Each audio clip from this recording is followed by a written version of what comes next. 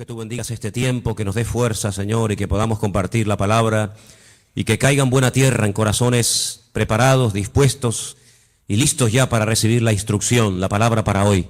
Bendice nuestras vidas, quita todo impedimento, Señor, de la índole que sea, y trae un renuevo y una fortaleza espiritual a nuestras vidas.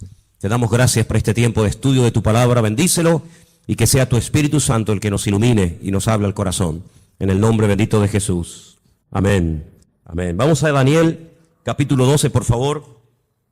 Daniel, capítulo 12. Vamos a leer los primeros versículos de este maravilloso libro. Libro que hay que leer ahora más que nunca, ¿saben? Más que nunca. Hay que leer las profecías, las visiones que tuvo este hombre. Hay dos personas en el Antiguo Testamento que recibieron revelación sobre los últimos tiempos. Solamente dos. Muchos profetas recibieron revelación para su época o para tiempos cercanos a su época.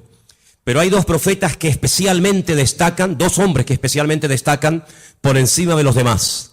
Uno es el profeta Daniel.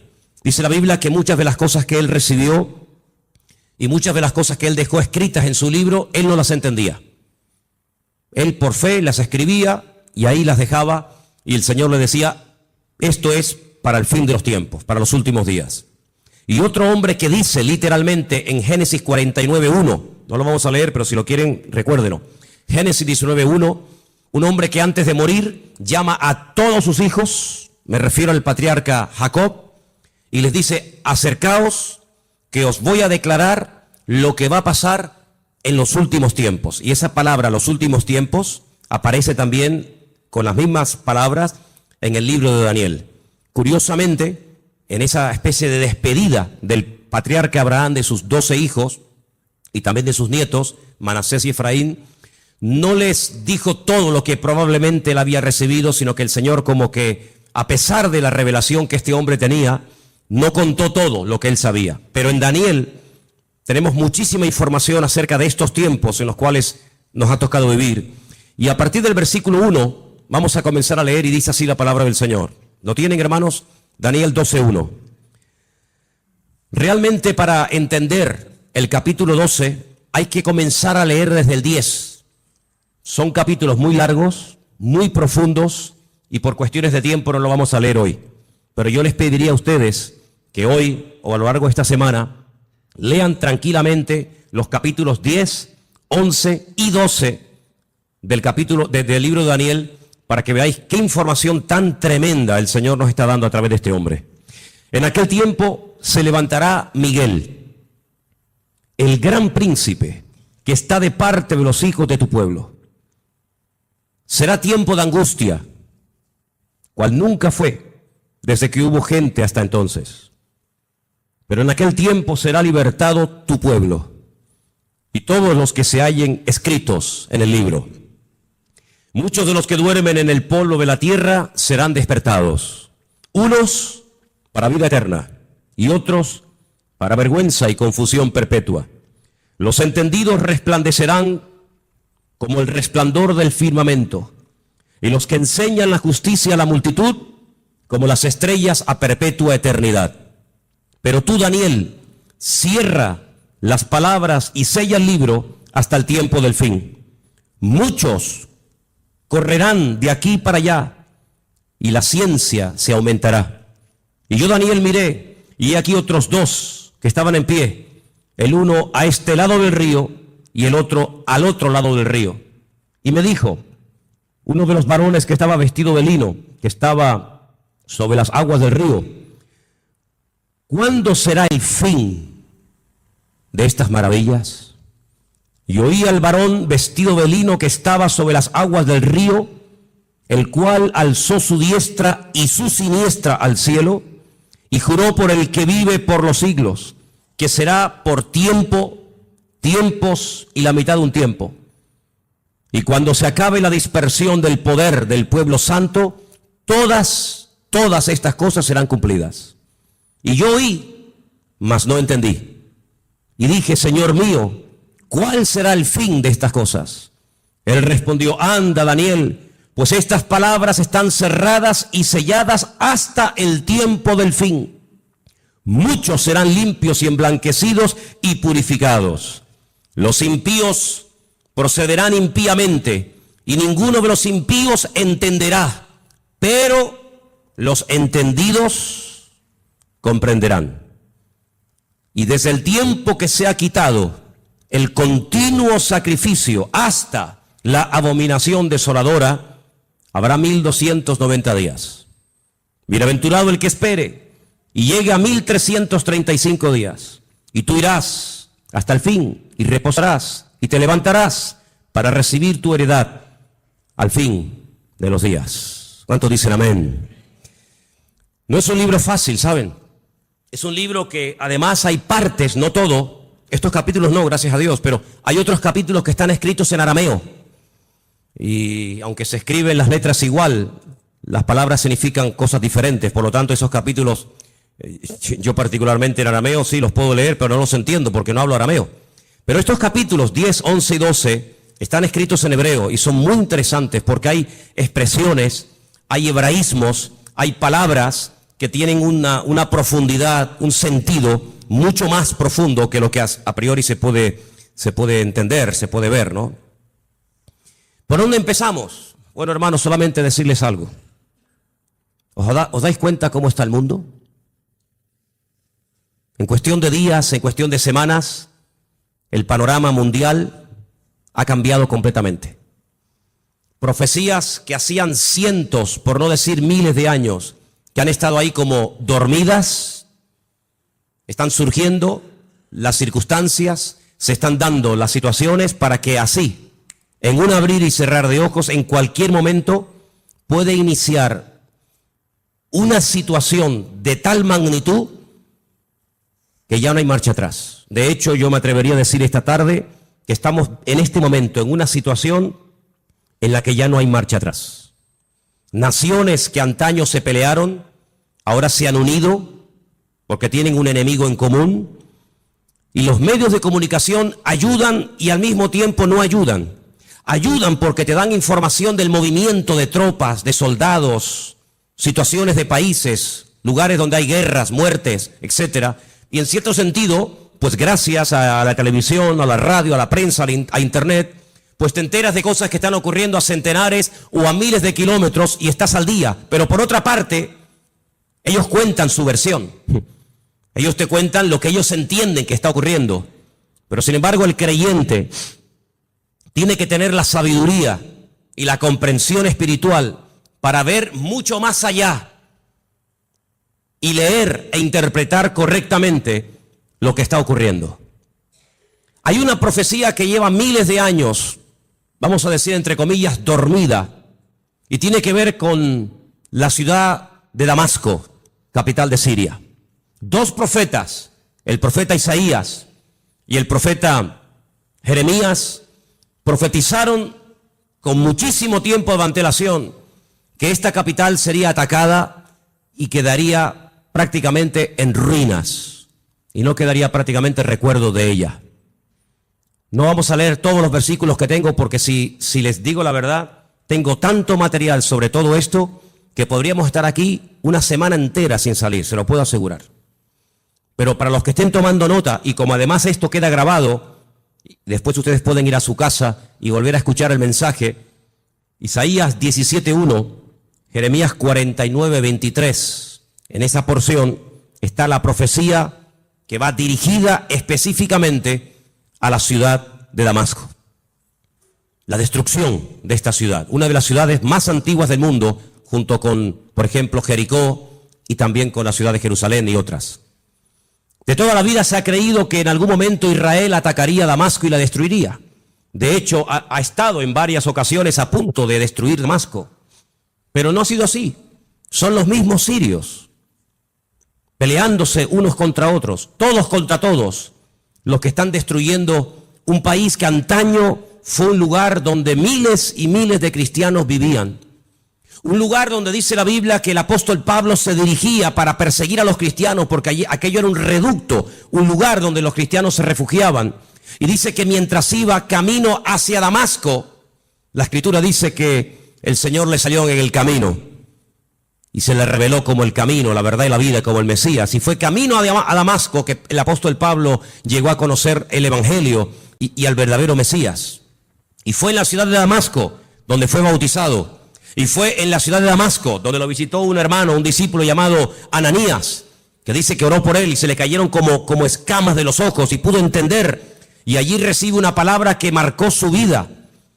Allí recibe una palabra profética y le dice: mira, el Señor se te ha aparecido en el camino, se te ha revelado, te está liberando. Ahí yo en estos días he estado hablando acerca de varios tipos de ataduras: ataduras espirituales, ataduras físicas, ataduras mentales. El Señor dice: yo te he desatado, yo te rompo toda ligadura de prejuicios, de cultura, de religión, de rechazo a otras naciones, y te libero de tu pueblo y te envío lejos a los gentiles para que le abras los ojos y para que entiendan lo que tú ya has entendido.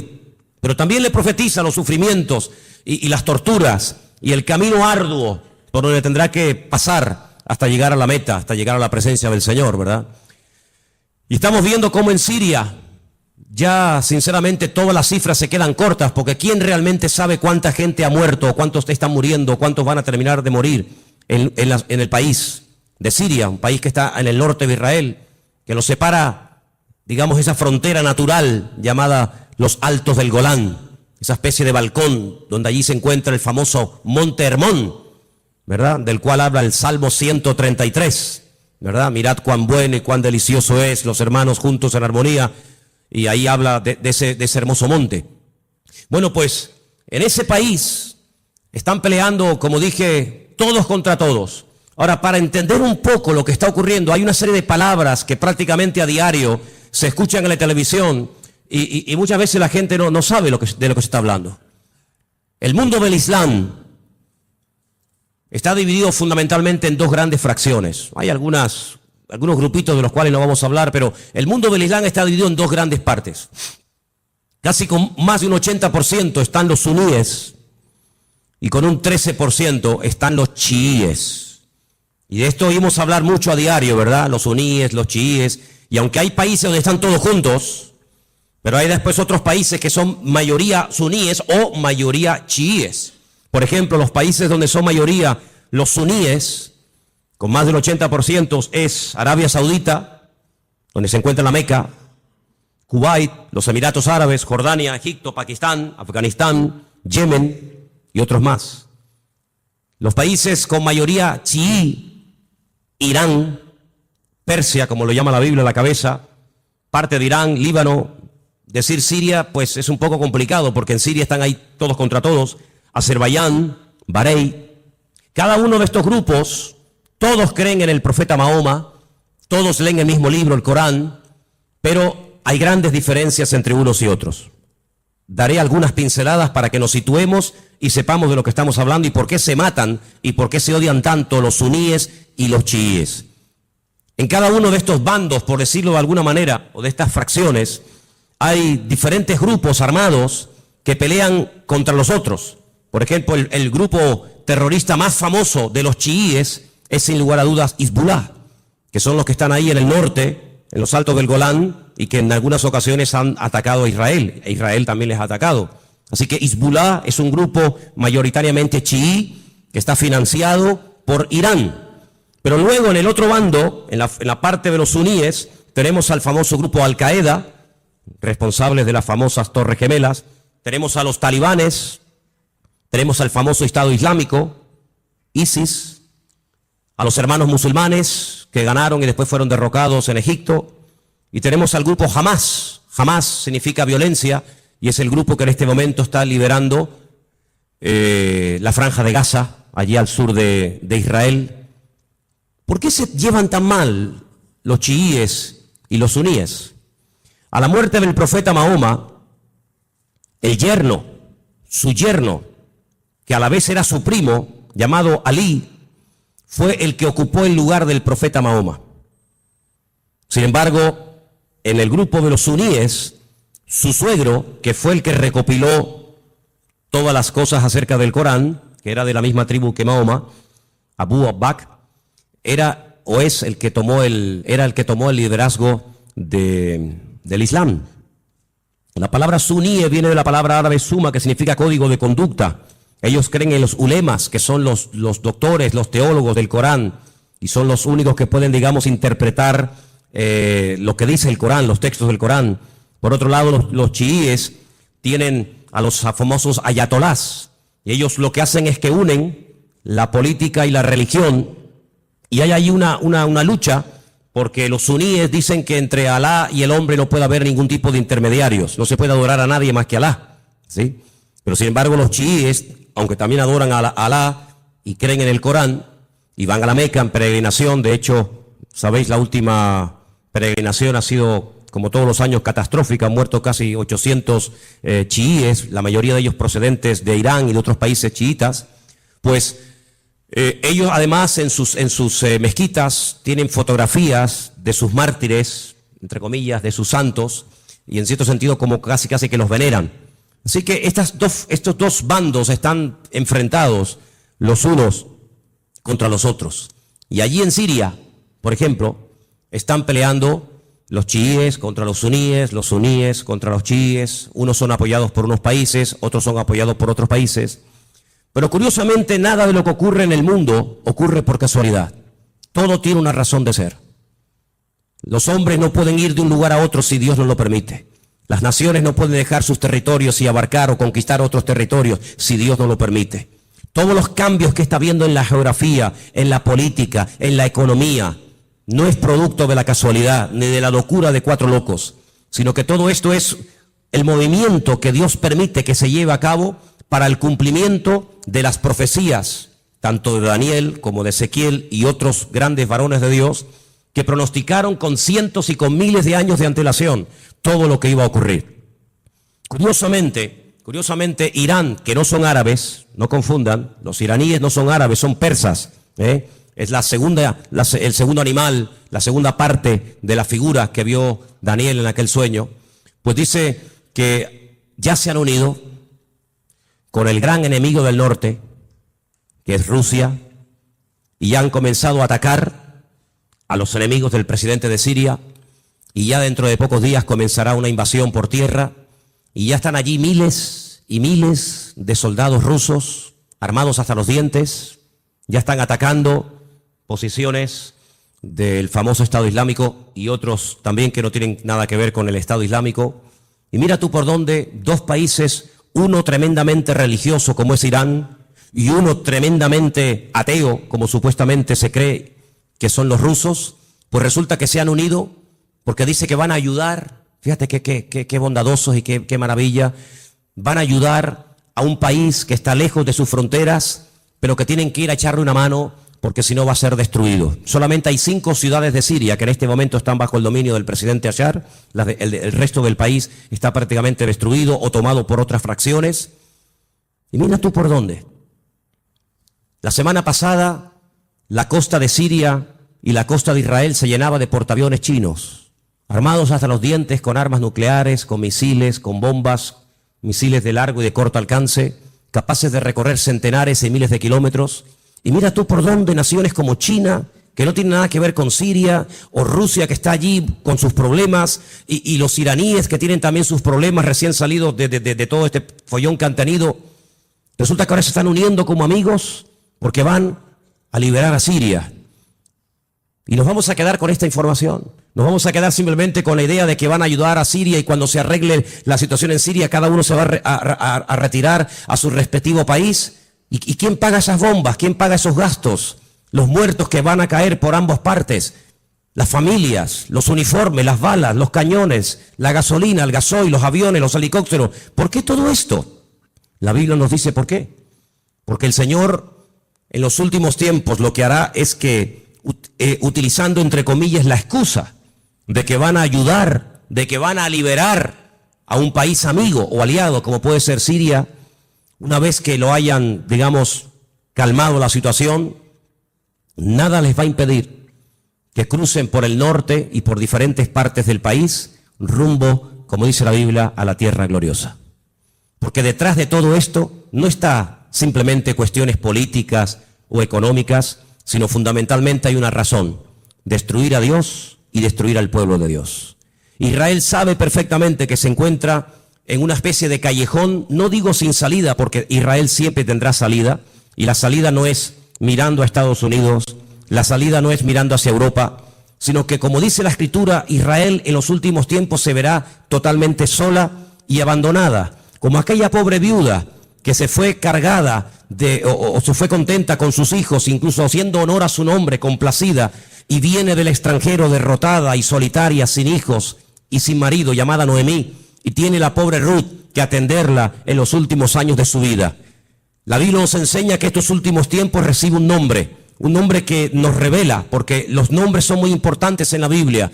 Yo siempre he dicho que hay una genética, ¿verdad?, que todos llevamos por dentro, que es hereditaria, pero luego, según la Biblia, el nombre tiene un poder espiritual, una influencia tremenda en las personas. Es una especie de código genético espiritual, ¿verdad? Y esta mujer, cuando viene de Jordania, de Moab, dice que ya no se siente complacida y por lo tanto ya no quiere usar más su nombre, sino que le dice a la gente que le llamen Mará, que significa amargada o entristecida, ¿verdad? Y es interesante ver cómo estamos viendo el inicio de lo que la Biblia habla clarísimamente, que va a ser una tercera guerra mundial sin precedentes en la historia. De todas las guerras que Israel ha tenido, que han sido ya 7, de todas ha salido más que vencedora. Le han atacado por todas partes, de noche, de día, en plenos días de fiesta importantes. Por todas partes, de todas y cada una de las guerras que Israel ha tenido hasta el día de hoy, de todas ha salido victorioso. De esta guerra que está a punto de producirse en cuestión de días, semanas o meses, la única forma de salir con vida es que venga el Mesías en persona y les ayude. Esta guerra es una guerra que jamás se ha visto. Hemos leído en esta tarde en el capítulo 12 de Daniel que hay una especie de protección sobrenatural tipificada o representada en un soldado espiritual, en un arcángel llamado Miguel, que aparece en varias ocasiones en distintas partes de la Biblia. Solamente hay 2 ángeles en la Biblia, solamente 2 ángeles en la Biblia, que la Biblia nos revela su nombre, Gabriel y Miguel. La Escritura dice que Josué, antes de entrar a tomar posesión de la tierra, vio a un varón, y la descripción que nos da el libro de Josué se asemeja mucho a la descripción que nos da Daniel en el capítulo 12, y nos da a entender de que este arcángel tremendamente poderoso llamado Mijael, que significa quien como Dios, Mijael, pues es una protección espiritual que Dios le ha asignado a este pueblo. En algún momento puntual, solamente Dios sabe cuándo, este arcángel, este varón de Dios tremendamente poderoso, que contendió con Satanás por el cuerpo de Moisés, dice el libro de Judas, será quitado, será desplazado, y entonces dice que será un tiempo de angustia cual nunca hubo gente, y más que gente, la palabra es naciones.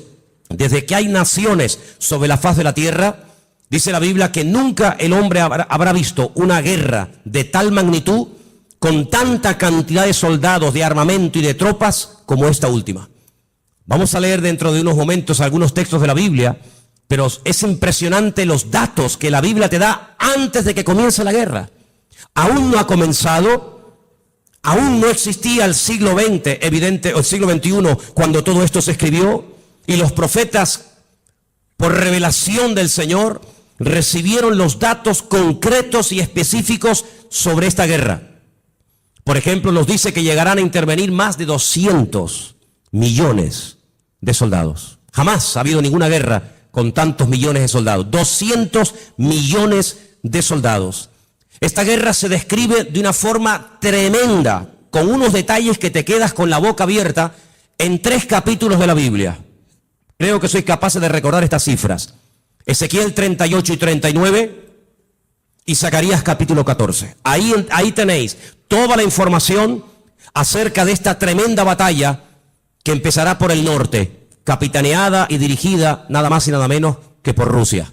En el capítulo 38 del libro de Ezequiel nos dice algunas cosas muy interesantes sobre este tiempo final. Y voy a leer algunos versículos para que veáis qué importancia le da el Señor a que el pueblo de Dios no esté en la ignorancia.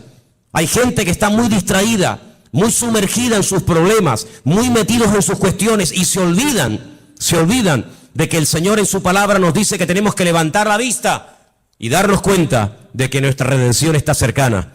Ezequiel 38 dice, versículo 1, vino palabra del Señor diciendo, hijo de hombre, pon tu rostro contra Gog. Gog es el nombre, digamos, simbólico, no es que se llame así, de una región que la Biblia lo llama Magog, que está en todo lo que sería todo el territorio que ocupa Rusia actualmente. Y fijaros que hay dos nombres de hombres, solamente dos hombres de hombres, que curiosamente tanto en español como en hebreo empiezan y terminan con la misma letra. Uno es el nombre David. David empieza con una letra llamada Dalet y termina con otra letra llamada Dalet. Y esto nos habla acerca de que David era un hombre que cuando lo conocías así era. No es que lo vas conociendo y es completamente diferente. Es un hombre que no tiene dos caras, no tiene dos personalidades, no tiene doblez en su carácter. David era así. Por eso esa letra que empieza y esa letra que termina es la misma, como diciendo que David es un hombre que es lo que ves, no hay más. Curiosamente, en un acto de imitación sin precedentes en la historia, a este líder político se le pone un nombre simbólico cuya letra empieza por la G o la Gimel en hebreo y con la misma letra termina, la G o la Gimel, God, como diciendo que lo que ves es lo que hay.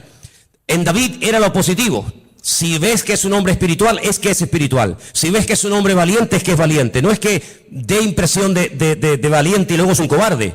No es que es un hombre aparentemente espiritual y luego es un carnal. No. Bueno, pues en God, en este personaje que nosotros lo conocemos más famoso como el nombre del famoso anticristo, si tú lo ves así, así es como es. Es malo, es apoyado por el diablo, etcétera, etcétera. Y dice aquí, así ha dicho el Señor, he aquí yo estoy contra ti, oh God, príncipe soberano de Mesec y Tubal. Estos son hijos de Noé. Te quebrantaré, pondré garfios en tus quijadas y te sacaré a ti y a todo tu ejército, caballos, jinetes, en todo equipados, gran multitud de paveses, escudos, teniendo todos ellos espada. Y ahora menciona una coalición, no están todos nombrados, una pequeña coalición de naciones que se van a unir. Y menciona Persia, y ya hemos dicho que Persia, ¿quién es? Ok, es Irán.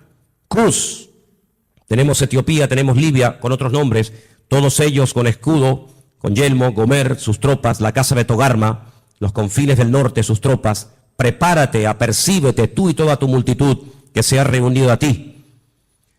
Y sé tú su guardia.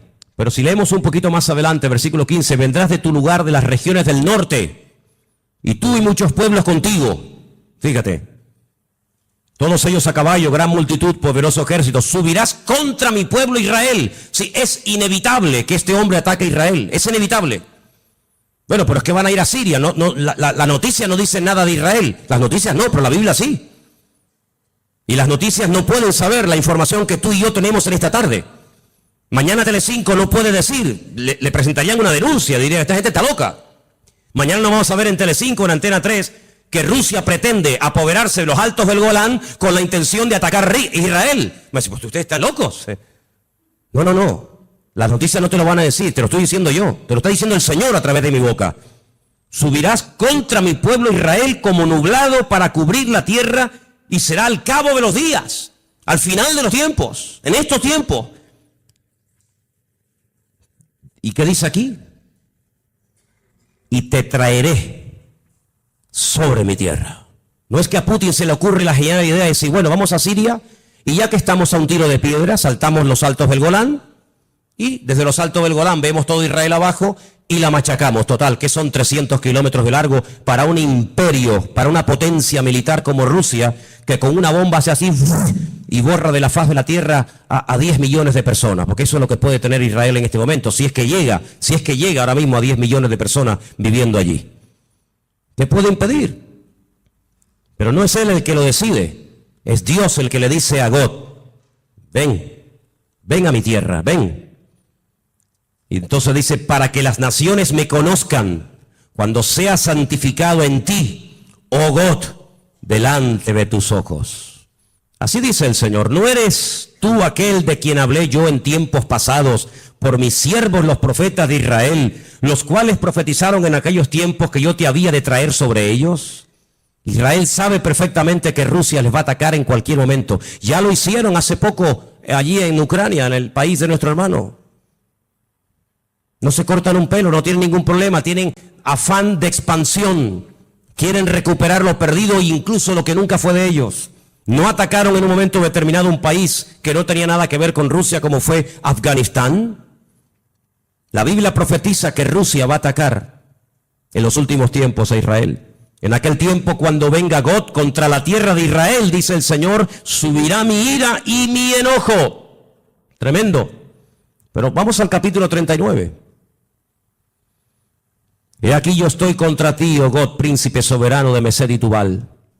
Te quebrantaré y te conduciré y te haré subir de las partes del norte y te traeré sobre los montes de Israel. Otra vez. Te sacaré tu arco de tu mano izquierda y te derribaré tus saetas en tu mano. Sobre los montes de Israel, ahora viene la palabra tremenda. Sí, es verdad, Rusia atacará a Israel, pero sobre los montes de Israel caerás tú y todas tus tropas. Y los pueblos que fueron contigo, y aves de rapiña de toda especie, las fieras del campo, le he dado por comida. Sobre la faz del campo caerás, porque yo he hablado, dice el Señor. Impresionante, ¿eh? Enviaré fuego sobre Magog, sobre los que moran con seguridad en las costas, y sabrán que yo soy el Señor. Y haré notorio mi santo nombre en medio de mi pueblo Israel, y nunca más dejaré profanar mi santo nombre. Y sabrán las naciones que yo soy el Eterno, el Santo de Israel. He aquí viene y se cumplirá, dice el Señor. Este es el día en el cual yo he hablado. Los moradores de la ciudad de Israel saldrán y encenderán y quemarán armas, escudos, paveses, arcos, saetas, dardos de mano y de lanzas, y los quemarán en el fuego por 7 años. Durante 7 años tendrán combustible, tendrán armamento de todo lo que abandonaron estas tropas tremendas.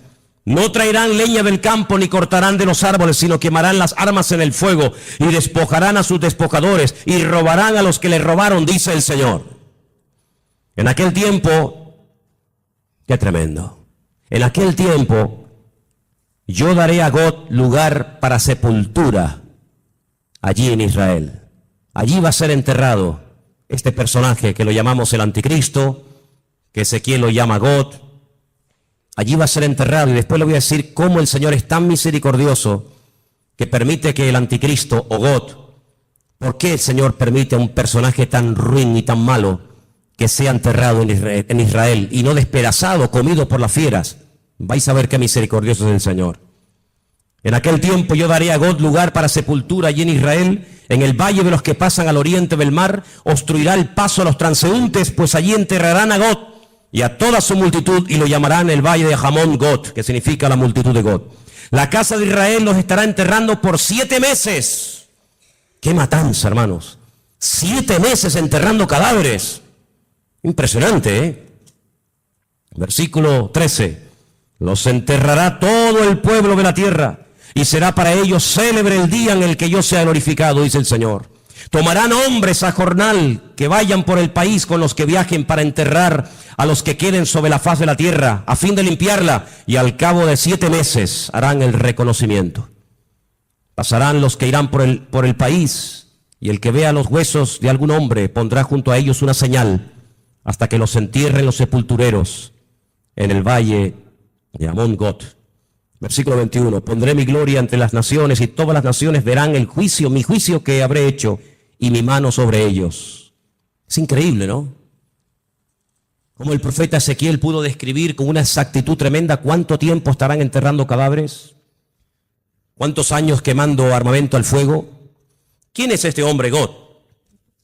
Si ustedes estudian los nombres de los hijos de Noé, porque de ahí arranca todo, una de las cosas que tenemos que tener bien claro es que el futuro está escrito, está codificado en el pasado. Todo está escrito en el Génesis. Y para poder comprender lo que va a pasar en el futuro, hay que saber lo que pasó en el pasado. 3 hijos tuvo Noé: Sem, Can y Jafet. Cuando Noé sale del arca, planta una viña, dice la palabra de Dios que se emborrachó, perdió el control, se emborrachó, quedó desnudo en medio de su tienda. Y uno de sus hijos, Can, dice el texto hebreo, que se rió, se burló de su padre, no lo cubrió, no lo tapó, lo humilló, se lo contó a sus hermanos, incluso hasta intentó propasarse con su propio hermano, con su propio padre. Sus dos hermanos fueron de espalda caminando y taparon a su padre. Fíjate qué misericordioso es el Señor, que este personaje que es descendiente de Jafet, no de Can, no de Sem, sino de Jafet, por haber cubierto a su padre, él será cubierto con tierra en los últimos tiempos, en la tierra de Israel. El refrán dice, midá keneged midá, lo que siembras es lo que cosechas, medida por medida. ¿Por qué esperó el pueblo de Israel por María? Al fin y al cabo era una, el resto era tanta gente, 2 millones de personas. ¿Por qué esperó todo el pueblo por María? Porque María, cuando Moisés era pequeño, esperó a ver cuál era el futuro de su hermano Moisés, y no se fue hasta que la hija del faraón lo adoptó y se lo llevó al palacio. Y por ese acto de esperar, de preocuparse por el futuro de su hermanito, que en aquel tiempo era un bebé de 3 mesitos, por ese acto de misericordia y de amor y de interés, años más tarde, el pueblo la espera a ella. Y siempre es así. De ahí que Pablo diga a los Gálatas, si queréis cosechar, tenéis que sembrar, pero sembrar abundantemente para poder cosechar abundantemente. Así que este personaje está a punto de aparecer. Este famoso anticristo está a punto de aparecer, pero ya lo hemos dicho en muchas ocasiones, que en los últimos tiempos habrá una influencia de una institución religiosa que describe perfectamente el libro del Apocalipsis, que dice cómo se visten, dónde están, cómo hablan, cómo no hablan, etcétera, etcétera. Es increíble el impacto que en tan poco tiempo ha producido el Papa Francisco. Es increíble, ¿no? En tan poco tiempo le ha caído bien a todo el mundo. No hay nadie que diga nada malo de Francisco. Fue a Israel y a los judíos, a los rabinos les cayó bien. Incluso llegó a ir al muro de los lamentos y puso su petición entre las rendijas del muro. Después se fue con Abu Hamas, el presidente de la autoridad palestina, y le cayó estupendamente. Casi se hicieron amigos y rezaron juntos mirando hacia la Meca. Se fue a Turquía y en la famosa mezquita de Turquía, orando hacia la Meca, le cayó de maravilla a los musulmanes. A todo el mundo le cae bien, a los artistas, incluso a los ateos. Recientemente escuchaba a un político ateo que decía, me cae muy bien este hombre, aunque yo no soy creyente ni creo en Dios, pero me cae muy bien este hombre. Dieron la vuelta al mundo en cuestión de minutos. Las declaraciones que hizo en un avión mientras viajaba, cuando le preguntaron por los homosexuales, por los gays, y él dijo, ¿quién soy yo? ¿Quién soy yo para juzgar a los gays? Y todo el mundo comenzó a decir, la iglesia está cambiando.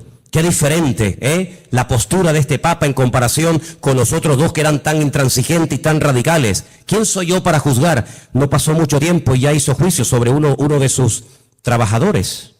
Ayer un sacerdote, dice él, que salió del armario porque Dios así se lo había pedido y así lo había querido, y fulminantemente fue destituido, ¿no? Qué contradicción con las declaraciones del avión, ¿no? Pero en los últimos tiempos la Biblia nos enseña que habrá una especie de religión que le va a caer bien a todo el mundo. Será capaz de ir con los musulmanes, con los judíos, con los cristianos. Dicho sea de paso, hace muy poco tiempo este Papa se fue por primera vez en toda la historia con un pastor muy conocido por nosotros a una iglesia evangélica en la ciudad de Caserta, en Italia, donde yo estuve ahora hace unos días. Estuvo con un montón de pastores que vinieron de Argentina, puesto que el Papa es argentino, y allí tuvieron un culto donde él estuvo como uno más. Hicieron un tiempito de oración y él hizo una oración incluso y todos participaron y se sacaron fotografías y todo el mundo, qué contento, ¿verdad? La Biblia nos enseña que las rameras son capaces de irse con gente mayor y con gente joven. Las rameras son capaces de irse con gente sin dientes y con gente con dentadura perfecta. Las prostitutas son capaces de trabajar de día o de noche, y lo mismo le da a irse con un blanco, con un negro, con un rico, con un pobre, con un cristiano, con un ateo, con un satánico, le da igual, porque ese es su trabajo, llevarse bien con todo el mundo para sacarle lo que ella quiera a cambio. Y la palabra de Dios nos enseña que en los últimos tiempos la política y la religión se casarán y se unirán. Qué tremendo los lugares y las conversaciones que últimamente está manteniendo el Papa y muchos políticos viajando de un lugar para otro. Todo está preparado. Y hermanos, esto no ha hecho más que empezar, pero en cualquier momento salta la chispa. Y lo que tenemos que preguntarnos todos y cada uno de nosotros, ¿qué mensaje nos está dando el Señor? Yo vengo diciendo hace mucho tiempo que Dios está hablando y hablando y hablando y hablando. El problema no es que Dios no hable, el problema es que hay muchos que no le entienden, o si le entienden se hacen los distraídos. Dije hace unas semanas atrás que Dios no solamente habla a través de la palabra. Claro, lo sabemos. El que lee la Biblia está leyendo la palabra de Dios, el SMS de Dios, el WhatsApp de Dios, y sabe perfectamente lo que Dios quiere y lo que Dios no quiere. Pero ¿y los que no leen la Biblia? El que no le interesa o no quiere, o dice él que no entiende la Biblia, pues Dios también le está hablando a toda la humanidad. Quiero que vengan conmigo a Génesis 1, capítulo 14, para que os des cuenta algo tremendo que el Señor dijo en un principio. Allí está, en el Génesis 1:14, dio una señal, dio un mensaje muy interesante. Y vamos a leerlo en esta tarde. Dice así, Génesis 1:14. ¿Lo tienen, hermanos? Tengo esta página de la Biblia prácticamente destrozada, entonces espero leerla bien porque la tengo toda pegada. Creo que dice algo así como, y dijo Dios, haya lumbreras en la expansión de los cielos para separar el día de la noche y sirvan de señales para las estaciones. Ahora ya no tengo ese trocito que dice para días y años. Ok, ahí está. ¿Qué es lo que será? Lo mismo que fue.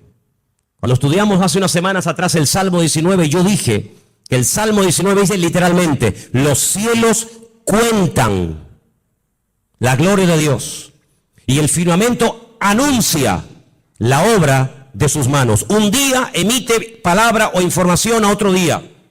De tal manera que hay personas paganas, no creyentes, que a lo largo de la historia, incluso hasta en estos tiempos, fíjate lo que te digo, observando no las profecías de la Biblia, sino observando el cielo, el firmamento, llegan a conclusiones tremendas. Quiero decirles que en un momento puntual de la historia de la humanidad, el Señor utilizó el astro rey, el sol, la luna y las estrellas para darle un mensaje profético a uno de sus hijos llamado José. ¿Lo habéis olvidado? Dice que él vio al sol, a la luna y a las estrellas que se postraban delante de él. Y Jacob, cuando oye el sueño de su hijo, él entiende perfectamente lo que le está diciendo. El sol es el padre, la luna es la madre y las estrellas son sus hermanos. Curiosamente, las estrellas, los hermanos, llegaron antes que el sol a Egipto, porque siempre es así, primero es la noche y luego es el día. No primero el día y después la noche. Primero había tinieblas y después vino la luz. La tiniebla siempre precede a la luz. Pero fíjate qué curioso, los magos de Oriente, que no sabemos realmente de dónde eran, si eran judíos, si no eran judíos, sabían perfectamente el lugar y el día en el que había nacido el Mesías. Porque interpretaron que aquellas estrellas que tenían nombre, la estrella Sadik, la estrella Jamelec, etcétera, se habían alineado y ellos sabían perfectamente que tenían que ponerse en marcha para llegar a donde, a Belén de Judea, porque allí era donde había nacido el Mesías. Y es que el Señor en el versículo 14 de Génesis 1 que hemos leído, dice que cuando Él creó el sol, cuando Él creó la luna y Él creó las estrellas, no solamente las creó, número uno, para separar, para hacer diferencia entre el día y la noche, no, sino que dice que las creó para las estaciones. Y la palabra estaciones es la palabra hebrea modín. Y la palabra modín, ¿sabe lo que significa? Fiestas.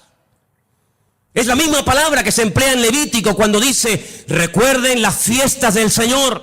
¿Cuándo tienen que ir? ¿Cuándo no tienen que ir? ¿Cuándo tienen que ponerse en marcha? ¿Cuándo no tienen que ponerse en marcha? En otras palabras, cuando ustedes vean los cielos, ustedes podrán discernir en qué tiempo de su relación con Dios ustedes se encuentran.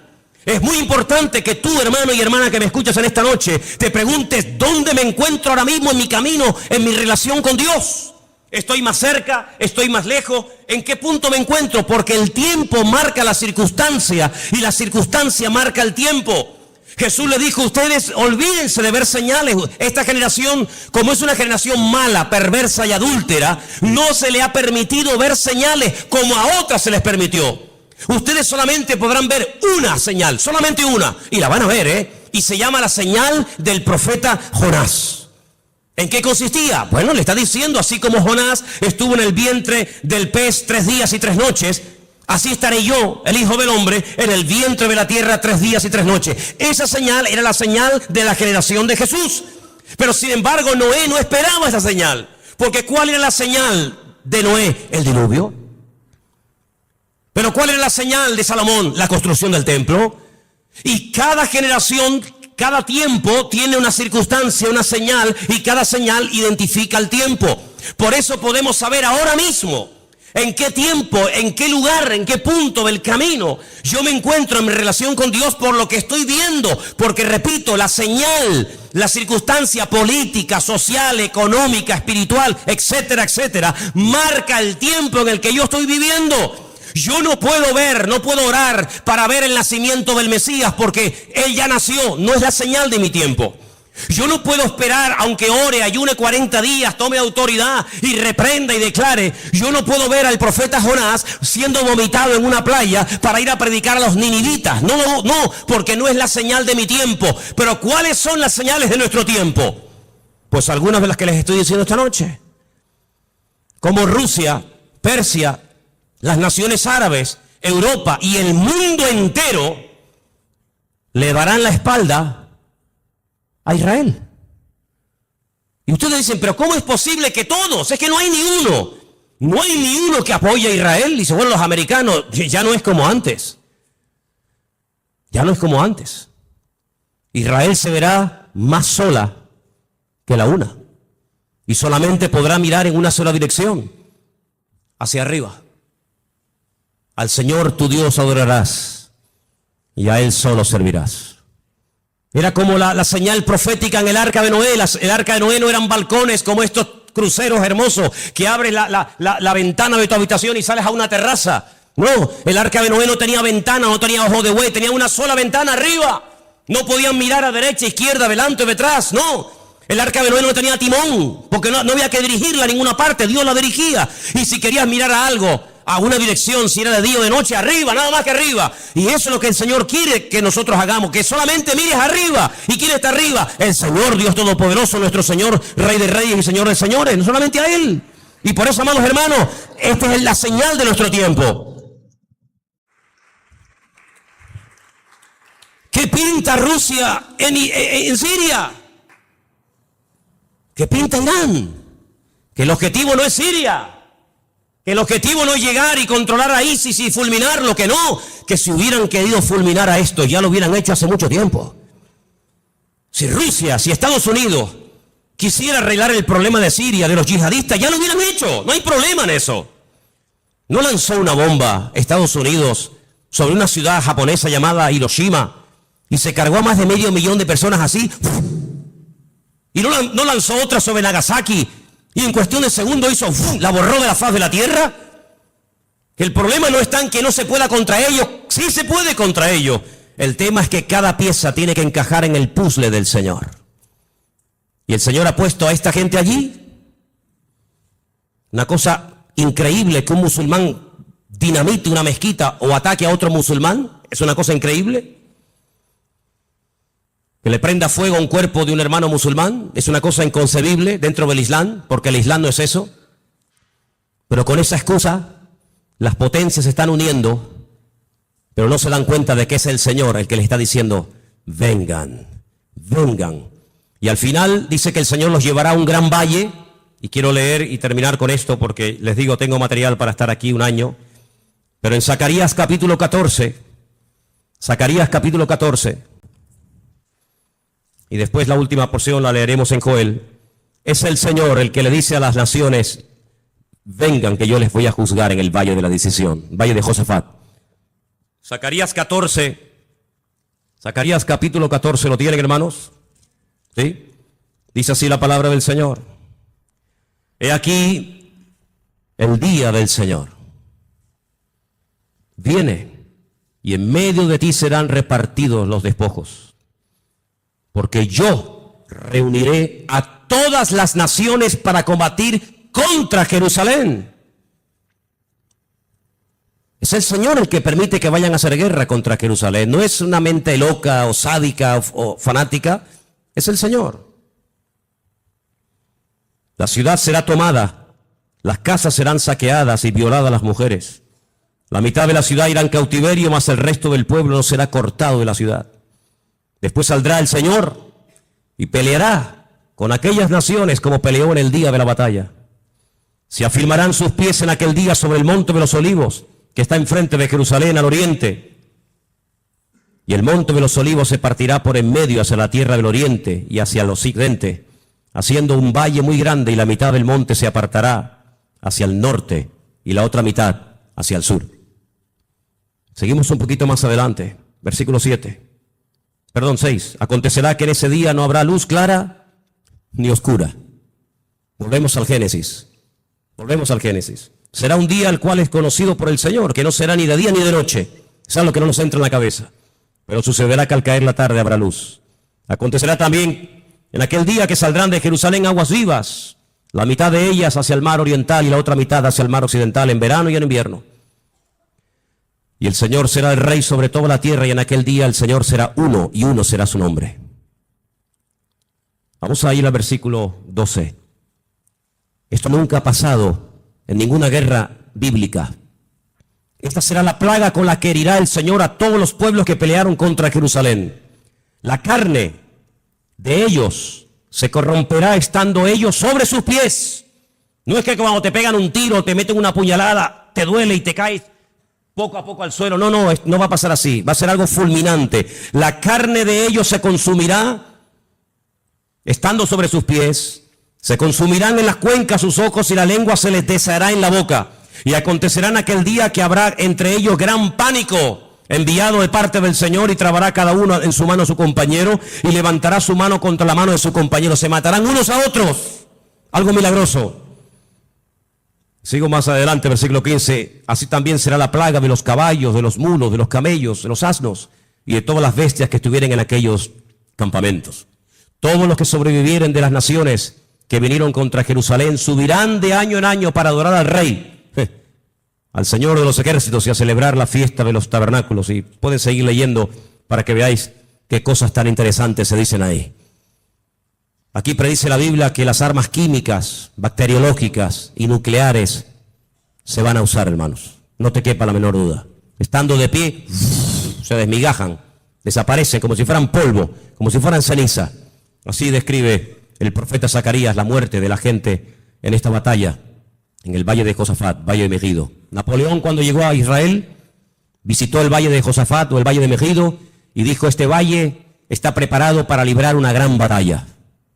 Y efectivamente, en ese lugar, dice el Señor, que es como una olla, como un lagar, el Señor entrará allí en juicio con todas las naciones, 200 millones de soldados, tierra, mar, aire, por todas partes, árabes, europeos, de todas las partes del mundo, peleando por conquistar Israel, por arrasar de la faz de la tierra a este pueblo, por conquistar Jerusalén y por decir: hemos ganado, hemos vencido, hemos humillado al Dios de Jacob, al Dios de Isaac y al Dios de Abraham. ¿Qué les parece? Ya no es una guerra contra hermanos, ya no es una guerra con una familia, ya no es una guerra contra otro país, ya es una guerra contra el mismísimo Dios. Cargarse a Dios, borrar a Dios de la faz de la tierra. Pero hay una señal que está apareciendo en los últimos tiempos, y te la dejo ahí para que medites en ella. Y dice la Biblia literalmente lo siguiente: el sol se convertirá en tinieblas y la luna en sangre antes de que venga el gran día y espantoso del Señor. Qué curioso, ¿no? Hasta Dios hablando a través de los eclipses, a través de las famosas lunas de sangre, que curiosamente tanto el año pasado 2014 como este año 2015 siempre han aparecido coincidiendo o con Pesaj, la Pascua, o con la fiesta de los tabernáculos. Qué curioso, el año pasado y este año otra vez volvió a aparecer una cuarta luna roja en el día de Pesaj o de Pascua, y recientemente, hace unos días, en la fiesta de los tabernáculos. Dios hablando, porque un día emite palabra, otro día los cielos cuentan la gloria del Señor. Lo que puedo decir con todo esto es que nos queda poco tiempo. La humanidad va a entrar en un callejón sin salida, pero dice la Biblia que tenemos que velar, tenemos que orar, buscar del Señor más que nunca, no perder el tiempo. No dejes que el enemigo te robe la paz, ni dentro de tu casa ni fuera de tu casa. No dejes que el enemigo arrebate la bendición que tanto le costó al Señor ganar en la cruz por ti y por mí. Así que en esta tarde es tiempo de acercarnos al Señor, es tiempo de decirle: Señor, recompón mi vida, restaura. Hay voces por aquí, voces por allá, el mundo se está cayendo a pedazos, la ciencia aumentará, la gente corre de un lado para otro, gente de oriente a occidente, de aquí para allá. Pero todo esto es la señal de que pronto te corre de un lado para otro, gente de oriente a occidente, de aquí para allá. Pero todo esto es la señal de que pronto viene el Señor a buscar a su pueblo. ¿Cuántos dicen amén? Cierra tus ojos, hermano. Cierra tus ojos. Lee tranquilamente hoy en casa Ezequiel 38, Ezequiel 39, el libro de Joel, las cartas de Pablo, el libro de Apocalipsis, el libro de Daniel, y te vas a dar cuenta de que el Señor está hablando por todas partes, para que despertemos del sueño, para que nos demos cuenta de que el tiempo se acorta y que no hay tiempo que perder. Señor, en esta tarde nos vamos a acercar ahora a tu mesa con acción de gracias.